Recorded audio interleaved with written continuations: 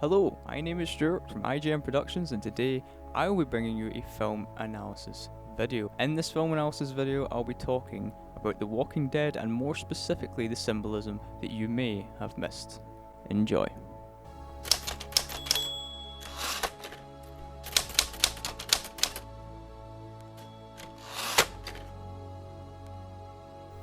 So to begin this video, I'm going to start by letting you know that there will be spoilers for The Walking Dead television show in this video, and that is pretty much spoilers from most of the seasons. So if you're not caught up, then I strongly suggest you avoid this video and just turn it off until you've watched or are up to date on The Walking Dead. I will be covering the symbolism in chronological order, and will separate the seasons up, leaving the later seasons to the end and starting with the earlier seasons. With that understanding, let's get into the video and begin with Season 1, Episode 2. So in Season 1, Episode 2, we join Rick when he encounters a group of survivors for the first time, that is excluding Morgan and Dwayne. From this encounter, I will be focusing on one character he greets with a fist, that character being Merle. Now, Merle is an interesting character in himself, but it's not the character himself I'm going to be talking about, but rather how the character is portrayed on screen. It is in the opening scenes for Merle's introduction as a character that we see Merle begin a fist fight that is racially aggravated towards T-Dog. Here is the scene. Now, Merle, just relax, okay? We got enough trouble. You want to know the day? Yeah. I'll tell you the day, Mr. Yo. It's the day I take orders from a nigger. Hey, come on, Merle, that's enough. Come on! Vincent! Get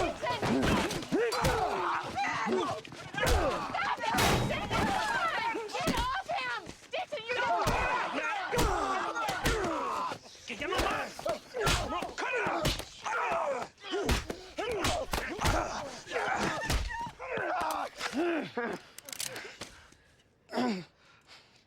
No, please,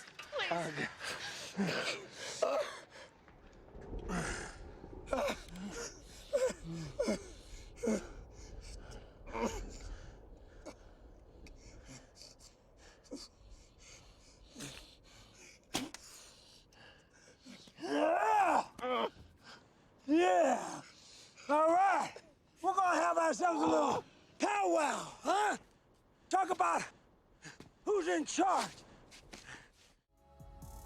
As we can see, Merle is establishing his dominance as the leader over the others using brute force. This is even portrayed by the framing and the camera angles that are used, which somewhat places emphasis on the power he is enforcing over others. In this shot, for example. The camera is positioned at a low angle as well as framing Merle in the centre of the shot.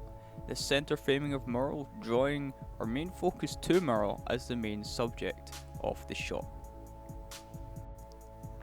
The low angle of the camera is a cinematic trick used by the director to make Merle seem taller in comparison to everything around him in the shot, giving us the impression that Merle is a powerful, formidable character. The scene continues. I vote me. Anybody else? Huh? Democracy time, y'all. Show of hands. Huh? All in favor? Huh? Come on. Let's see him. Oh, come on. All in favor? Yeah. That's good. Yeah. That means I'm the boss, right? Yeah. Anybody else? Anybody? Yeah. Go!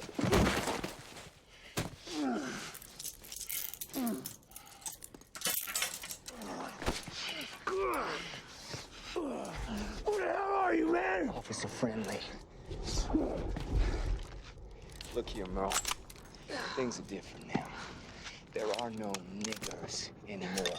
No dumb as shit inbred white trash fools either. Only dark meat and white meat. There's us and the dead. We survive this by pulling together, not apart. Screw you, man. I can see you make a habit of missing the point. Yeah, well, screw you twice. Ought to be polite to a man with a gun. Only common sense. With Rick standing up to Merle, notice that the framing and the angle of this shot are different. Merle is framed to the left hand side, whereas Rick is framed to the right. Traditionally, the left hand frames are reserved for the antagonists, whereas the right hand frame is reserved for protagonists, this giving reference to the right and left handed psychology in the mind. This right or left-handed psychology in the mind I speak of is the bizarre idea that left-handed people were demons or witches, and this spawned from medieval times and gave a psychological taint to the left-hand side opposed to the right-hand side, and this spilled over into media even to this day. Now in this part of the scene, notice how Rick is now, after winning against Merle, portrayed with a higher angle in the shot over Merle, whom is now at a lower angle. This being a subtle cinematic trick showing us that Rick has forcefully taken the leadership role Merle tried to take with brute force. It shows us that Rick stopped him and took the leadership role from him. Even when you take notice of the framing, Rick is again framed to the right hand side and Merle to the left. This medieval notion of left-handed people being evil or bad is stupid, outdated and absurd. Don't get me wrong on this. It's simply a psychological technique of framing that, in some media, is used to place emphasis on who is good and who is bad. This is not always the case with every scene, but with this scene, it is evident that the style of framing was something they wanted to use as a subtle cinematic technique to set up the good guy and the bad guy. Moving on from Season 1, I'll be mentioning one more bit of symbolism to end this video, this symbolism being from Season 2 of The Walking Dead. This bit of symbolism you may have missed is shorter than Merle's symbolism, but has equal meaning for the story. That is Shane's mental state in the pivotal episode in Season 2, 18 Miles Out. In this episode, Shane and Rick fight over their differences and, in a subtle way, over Lori. However, after all that transpired between these two in the episode, and even after Rick decided to save Shane, there's a subtle bit of symbolism near the end of the episode that displays to us that Shane's state of mind and Shane's lust for Lori remain intact and unchanged. This bit of symbolism being the lone walker in the field. Here is the scene.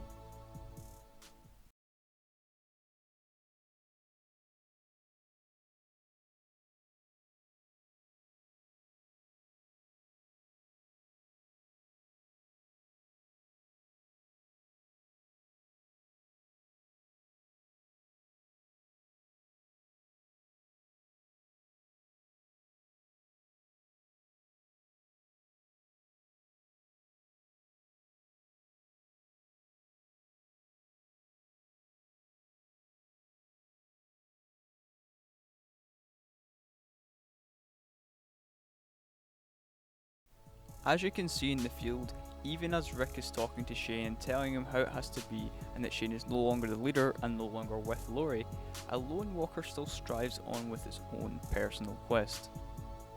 This, for the zombie, is of course sustaining itself with food. However, much like this lone walker, Shane feels alone and isolated. The walker is symbolic for Shane's unchanged state of mind and his feeling of isolation, regardless of what occurred between him and Rick during the episode. Much like the zombie is striving for its own goal alone, so too is Shane striving for his own goal alone and against everyone he has been surviving with so far. The walker is symbolic that Shane is, by this point, too far gone down the path and his mind has changed to the extent that he's now focused on getting his power back and, most importantly, getting Lori and Carl back as his own. So that was some symbolism in The Walking Dead that you may have missed. If you enjoyed the video and its content, be sure to leave a thumbs up, add the video to your favourites list and leave any video suggestions or comments or questions in the comment section below. If you're new to my channel, you can subscribe at the bottom left for more cool videos and projects I'm working on, from film analysis videos to short films to vlogs and more. So that is all for this video. Thank you for watching and be sure to stay tuned for more future content. All for now, and stay awesome.